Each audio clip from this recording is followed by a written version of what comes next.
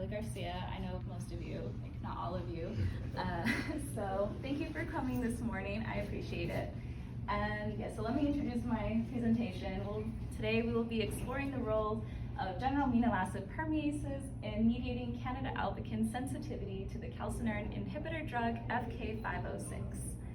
So I am in the lab of Dr. Stephen Saville. We work with Candida albicans, and I think I'll just start since I know most of you, but I'm gonna ask some questions anyways. So show of hands, who here has a science background? Science majors, great, awesome.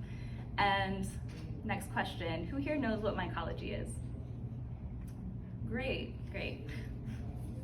So for those of you who didn't raise your hand, if anyone didn't, mycology is a study of fungi. So fungi would be yeast, molds, and mushrooms, and something you have in common with them is that they are eukaryotic organisms just like we are. That makes things a little tricky when we develop antifungals, which we'll talk about a little bit later. But just keep in mind, they're eukaryotes just like us in case you didn't know that. Not to be confused with bacteria, which is in a completely different domain of life. So when we think of fungi, we tend to think of them in a negative sort of light. And we think of like rotting food, mold, but we use them in all sorts of fun, interesting ways, such as the yeast for bread. We make beer with yeast. Penicillin, the first antibiotic, was made from a mold. And they've appeared in popular media, such as the cordyceps and The Last of Us. So while these are all real cool fun guys, they are not all great guys. So let's talk about the not great ones. The not so great ones are the fungal pathogens, and they're responsible for about 13 million infections and 1.5 million deaths a year. And the leading cause of these infections would be Candida albicans, my not so fun guy that I study. And it is the most prevalent fungal pathogen, and that's because it has really easy access to you. It makes it a very good opportunistic pathogen. You have it right now, it lives on you and inside of you, amongst your normal microbiota commensally. And when given the right chance, it can become pathogenic. It can cause a couple different things. The not so serious type is a mucosal type of candidiasis. This is your oral thrush of the mouth, vaginal yeast infection, things that are uncomfortable but can easily be treated with antifungals. The more serious of the two is the systemic blood infection it can cause. This is invasive candidiasis. It can disseminate throughout the body and eventually lead to death. Those who are most at risk for this type of infection are those who are immunocompromised. This is a term we're all very familiar with, something we hear a lot from the pandemic. And some of these on this list you don't think about, such as diabetes. I didn't know that being diabetic made you immunocompromised, but it makes you more susceptible to fungal infections. And it's not something we tend to think about. You could become immunocompromised at any time. So something to keep in mind. But how we battle these fungal infections is with antifungals, of course. So the problem is that we have a very limited number of antifungals currently available to us. There are only 4 classes that exist, and not all of these are actually safe for humans. So that's unfortunate. And of course, drug resistance that we hear a lot about too. That is a problem and a concern. And creating new drugs is challenging. As I mentioned, they're eukaryotes like us. That makes it difficult to find drug targets. So we could be making new drugs. We probably should be, but that's not what my lab is doing. We are looking at repurposing already existing drugs. So the drug that we're looking at is called FK506, otherwise known as tacrolimus. It's currently being used as an immunosuppressant for transplant recipients so their bodies don't reject the transplant. And it is a calcineurin inhibitor, and it is known to have impacted the virulence of fungal pathogens.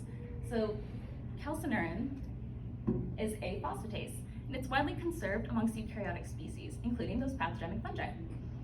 So why aren't we using it? Well, I mentioned before, it's an immunosuppressant, and I just told you how being immunocompromised is bad. So that's something that medicinal chemistry is currently working on so that we don't have that effect when taking this medication if we were to use it for an antifungal. So the other problem is that fungi have shown resistance to this drug. So we need to fully understand this pathway to figure out how that's happening and why. So now, I keep telling you, eukaryotes, they're just like us. This is a really good visual representation of how similar we are to them. This picture is the calcineurin signaling pathway. And as you can see, this is basically the same picture. It's just different colors and the labels are different. So that's how similar we are. So this is why it makes it so hard when finding these fungi-specific drug targets. and we need to fully understand this pathway to find those targets. And we believe that we have found one. And we found it from this study that came from a lab here at UTSA, in the lab of Dr. Su-Chan Lee. He was looking at this gene called BICA. So he and a colleague of his, they work with Mucor cystinuloides, that's a black mold. And in the lab, Mucor is treated with FK506 to keep it in its less virulent, smooth form to prevent it from filamenting out. But they saw that some of the isolates appeared resistant. And on further investigation, they saw that it was because of a mutation in this gene called BICA, which encodes a general amino acid permease, which I'll be calling a gap from here up now. So they discovered this novel pathway of resistance and then started to wonder if this existed in other type of fungal pathogens. And a colleague did some investigation with Cryptococcus neoformans and showed that they do. The amino acid permeases have some involvement. They did a similar experiment to what they did here. They knocked out one of the gaps and showed that whenever they did that, they created this resistance pathway. So then that made us question, does this pathway exist in the more clinically relevant fungal pathogen, Candida albicans? If it does, that would be great, because we are looking to identify commonalities amongst these fungal pathogens to not just make a better antifungal, but a pan-fungal drug that can be useful against multiple fungal species. So the objectives that we're looking at, does this pathway exist in Candida albicans involving the gaps, and what are their roles in the signaling pathway? So, of course, we wanted to check for resistance. That would be the easiest thing to do. They found it in 2 other species. We were kind of hoping we'd find it. So there are 6 gaps in Candida albicans, and we looked at these double knockout mutants to see what would happen if we would see any resistance. So I'm gonna show you this handy dandy key for those of you who've never seen a spotting assay. So the control will always be on the far left, and for this particular one, we're gonna be looking vertically at the R column, something that looks like that grows better than the control. And as you can see, that's not there. We didn't see that. That was unfortunate for us. So this resistance pathway didn't exist, but my PI was not ready to give up. So he had the thought of, what if we did the opposite and overexpress these gaps? Would that then create sensitivity? So we did some more investigation. This is a analysis of qPCR. And this is a calcineurin mutant along with its parent strain, just showing the expression levels of the gaps when they're grown in serum. It's important we grow them in serum to mimic that condition of the blood to fight off that candidiasis that can kill you. So we saw that there was this upregulation in the GAP1 that looked very promising. So we decided to go with that, and we chose GAP5 at random just to see if anything else would happen. So we hypothesized that the overexpression of the gaps in Candida albicans should increase the sensitivity to the calcineurin inhibitor drug FK506 when grown in serum at 30 degrees Celsius. So, oh gosh. Okay, so I'm gonna run you through the methods quickly of how we did that. So GAP1 and 5 were chosen. They were cloned, transformed into a plasmid that our lab constructed. This plasmid has a tetracycline promoter, so it's conditional. It allows for overexpression of any gene of our choosing, and we're able to turn it off with the addition of doxycycline. This just shows us that any phenotypic results we see are the actual effects of our gene manipulation. So then how we made our spotting assays that you saw before, we grow the yeast on YPD agar plates. We then grow them in liquid YPD overnight at 30 degrees Celsius. That is the optimal temperature for growing yeast. And then the next day, we measure out an OD, standardize them to 1. We then grow them in serum, and we treat them with the drug, grow them overnight again. The following day, our last day, we resuspend them into a 96 plate well. We do a serial dilution. For these, we did a 5-fold dilution. We then spot them out on a YPD agar plate, and then grow them overnight. And these are the results. This is what they look like. So I'm gonna show you that key again. This time we're looking for that S column, something doesn't grow as well. These are not my results. These actually came from the master's student who was there before me. So whenever she looked at this, she didn't see sensitivity in GAP1 as we originally thought would happen. She actually saw that with the GAP5s. You can see 5A is really sensitive. So that was good indication we're on the right track. So just to confirm, what she was seeing was the result of our overexpression. She repeated the assay in the presence of doxycycline because when that happens, the effect should disappear and they should not be as sensitive. So as you can see, 5C and D, really good representation of that change and that effect disappearing. With doxycycline, they should grow just as normal, and without, they should still be sensitive. So we thought, this is fantastic, the sensitivity pathway exists in Candida albicans, this is great. However, whenever I got to the lab, I was tasked with making frozen stocks of these sensitive strains, and I had to repeat the assay. All she did was do a transformation again, left me the plate, here you go, good luck. I had to then do this assay again.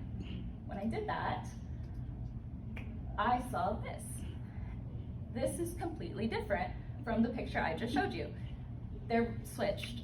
So initially I just thought, this was my fault. I messed up, I was new in the lab. Maybe I did something wrong. So we tried it again. I redid the transformation, and the same thing happened. The ones were still showing more sensitivity than the 5s had previously were showing. So this just raised a lot more questions as to what was actually going on. And I've spent the last year trying to figure out why this keeps happening. And it's still a big question mark. So I still did the doxycycline assay just to see if what I was seeing was real. And when I did that, the effect disappeared. I apologize for this picture being separate and not being side by side. I was new when I did this. I know better now. So this just shows on 1C, if you look, the one with doxycycline grows just fine and the other is still sensitive. This shows us that this effect is real. So this being said, we wanted to look a little further to look at the gene expression. Maybe that will tell us something. So we did that, and I chose some that were more sensitive than the others and some that grew a little better. So whenever we put them to real-time PCR, something I've become very good at now, this is what we saw. So the more sensitive isolates should be upregulated more so than the non-so-sensitive ones, just like the 5B being the most sensitive out of the 5s, you can see very upregulated. And this is good. This still told us that the overexpression was doing something with the sensitivity. It was having some effect on it. So, in conclusion, what happened was we can confirm that the sensitivity pathway involving these gaps does exist in Candida albicans, which is great. That's what we were looking for. However, the levels of expression, they vary amongst these gap genes, and we are still investigating as to why that keeps happening. So for the future, we want to test some PK activity to find more commonalities. That's something they did with Mucor and Cryptococcus. And then further explore this pathway with Candida albicans mutant, something that other people in our lab are currently working on. And then explore this pathway in other fungal species, such as glabrata, which used to be a Candida species. I can't say its first name. So it's N. glabrata. And we'd be kind of already looking at this right now. So we're just trying to find a good background to actually repeat this assay with glabrata. And we've seen some sensitive isolates that we want to use, like 138. So that would be fantastic. It's important that we find these commonalities in other fungal species. As I said before, finding those targets and making them effective against multiple fungal pathogens would be really helpful. We really need that, something we don't have. We don't have a broad spectrum antifungal. That's why a lot of people die of fungal infections. By the time they catch it, figure out which one they need, it's often too late, and that's when people die. So if we could, this would be a great target, these gaps. So hopefully we do find more commonalities.